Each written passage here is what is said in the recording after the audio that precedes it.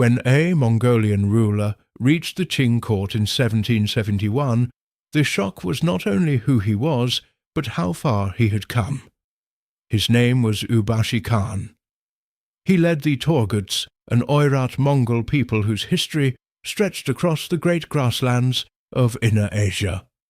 For generations, many Torguts had lived far to the west, near the Volga River, in lands connected to the Russian Empire.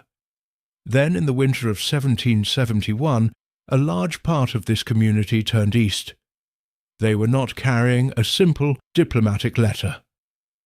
They were attempting something far more dramatic, a mass return across the steppe toward the territories of the Qing Empire, which ruled China and much of Inner Asia. To understand why this mattered, picture the Qing court at its height. The emperor was Qianlong. His empire was vast, wealthy, and deeply ceremonial. The court did not see itself as merely Chinese in the older dynastic sense. The Qing rulers were Manchu, and they governed a world that included Han Chinese, Manchus, Mongols, Tibetans, Muslims of Central Asia, and many other peoples. Mongol loyalty was not a small matter. It was one of the pillars of Qing power. So when news came that Ubashi Khan and his followers had crossed enormous distances to seek the emperor's protection, it was immediately more than a border incident. It became a political event, a court event, and almost a sacred drama of empire. The destination was not just any city. Qianlong often received Inner Asian leaders at imperial sites beyond Beijing, especially Chengde. The summer retreat north of the Great Wall, Chengde, was designed for exactly this kind of imperial performance, part palace, part frontier, stage, part symbol. That the emperor could rule many worlds at once, Ubashi's arrival fit that stage perfectly, but it also unsettled it, because this was not the usual rhythm of tribute and ceremony. A people had moved across continents. They had crossed lands, controlled, contested, or watched by other powers. They arrived exhausted, reduced, and politically charged. The Qing court could present the moment as a return to rightful order. But behind the formal language was a stranger truth. This visit was proof that an emperor's reputation could travel farther than armies, and that a decision made on the steppe could echo inside the most polished halls of the court. And the real shock was still coming, what the Torguts had endured to get there. The journey that brought Ubashi Khan to the Qing court was so extreme that even its exact scale is still handled carefully by historians. Surviving accounts suggest that tens of thousands of Torguts began moving east in 1771. Some reports give much larger figures, but the numbers vary, and imperial records were shaped by politics as well as memory. What is clear is this: many set out and far fewer arrived. They left the Volga region in winter. Their goal was to reach lands under Qing rule, especially the steppe and oasis zones of Inner Asia that had recently been absorbed into the empire after the fall of the Dzungar Khanate. This was not a romantic ride across open grass. The migrants faced hunger, exhaustion, harsh weather, and hostile forces along the way. Different accounts emphasize different causes of suffering, and some details remain uncertain, but the broad pattern is not in doubt. The movement was costly, dangerous, and remembered by both Russian and Qing sources as extraordinary. One famous detail says that Torguts on one side of the Volga were able to depart, while others were trapped when the river did not freeze as expected.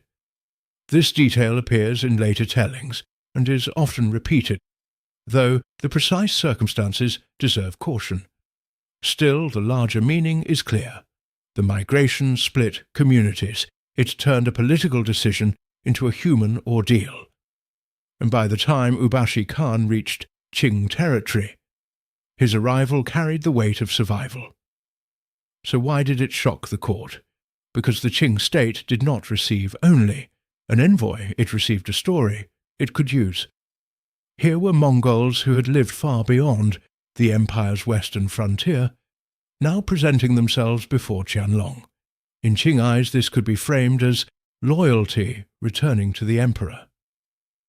It suggested that the Qing ruler's authority stretched not simply across land, but across memory, ancestry, and spiritual geography that was powerful. It also created immediate problems. The court had to feed people, it had to settle them, it had to decide how to transform desperate migrants into useful imperial subjects without letting the story slip out of control.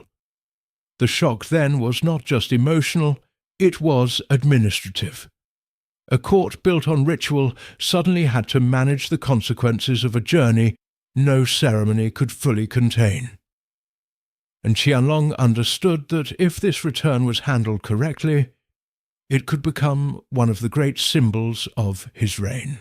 Qianlong did not treat the Torgut arrival as an ordinary refugee crisis. He turned it into imperial meaning. The Qing emperor ordered relief and resettlement for the survivors. The Torguts were placed within the empire's inner Asian frontier system, especially in regions connected to Xinjiang and the old Dzungar world. They were not simply absorbed into a Chinese province and forgotten. They entered a carefully layered imperial order of banners, nobles, pastures, ranks, and obligations. This is what makes the episode so revealing. To many modern viewers, the Qing dynasty is often imagined as a Chinese dynasty with a Chinese capital. But the Torgut return shows something broader. The Qing Empire was also an inner Asian empire. Its rulers spoke the language of Confucian kingship in Beijing, but they also spoke the language of steppe legitimacy, Buddhist patronage, and Mongol alliance. Ubashi Khan's arrival helped Qianlong display all of that at once. The emperor celebrated the return in writing and court memory. Qing accounts framed it as a moral victory. Distant Mongols, weary of life beyond the empire, had come back under the protection of a benevolent ruler. But history is rarely that simple. Historians still debate the exact mixture of reasons behind the migration. Russian pressures, questions of autonomy, religious ties, leadership decisions, and hopes for a better political future may all have played a role. The Torguts were not just pieces on an imperial board. They were making a dangerous choice in a world of expanding empires. And the homeland they sought was not unchanged. By 1771, the Qing had conquered the Dzungar Khanate, and the political map of Inner Asia had been remade. Returning east did not mean stepping back into the past, it meant entering a new imperial order. That is the strange afterlife of the visit. At court it could be polished into triumph. On the steppe it was remembered as loss, endurance, and survival. In imperial history it became proof that Qianlong's power reached across deserts and grasslands. In human terms, it was the story of a people who moved because staying had become impossible, or at least unbearable. The Mongolian visit that shocked the Chinese court was not shocking because of a single gesture or scandal. It was shocking because it revealed what empire really was. Not just palaces, not just armies, but movement, memory, allegiance, and the fragile hope that somewhere beyond the horizon a ruler might still open the gate.